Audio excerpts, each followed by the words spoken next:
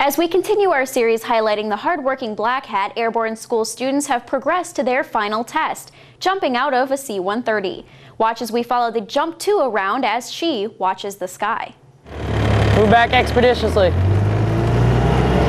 Meet Staff Sergeant Kathleen Hedges, an experienced Airborne School cadre and medic. Most days, she instructs future paratroopers on the techniques of airborne. And today, she watches the skies, as she's the NCOIC, or Jump 2, of today's airborne drop. Understanding what you're telling me right now? That you slipped with the wind, which increases your ground speed? Okay? So, nothing we taught you, right? We have to mold airborne students, and they come in all shapes, sizes, and mentality, so it's a matter of reaching that individual. I think it's always important if you can make a difference in somebody's life. You know, they start to get it mentally, and they're like, yeah, you know, thank you. So it's just about making the difference.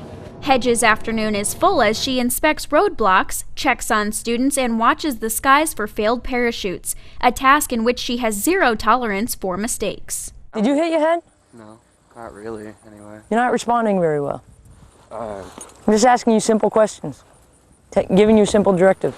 Roger. This afternoon, with 20 students at once jumping from 1,200 feet, she's responsible for the safety of the drop zone, and the stakes are high. Right from the moment we bring them in and we give them their in-brief, it's all about safety. So there's always that assumed risk, this human error, but that's again why we have so many people look over for the JMPI. Meanwhile, always making points of emphasis on safety issues and points of performance.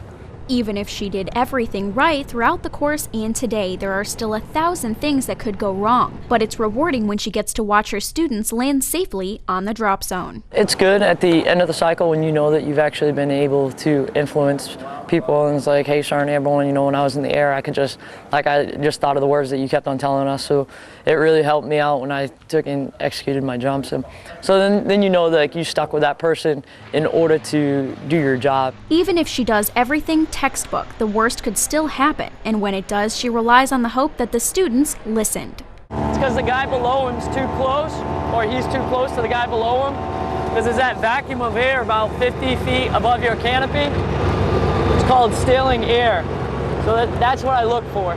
But today, Specialist Corey Andrews' main chute did not open when he exited, so Hedges flies to the scene to check on the landed student. But using everything he was taught, he made it to the ground safely.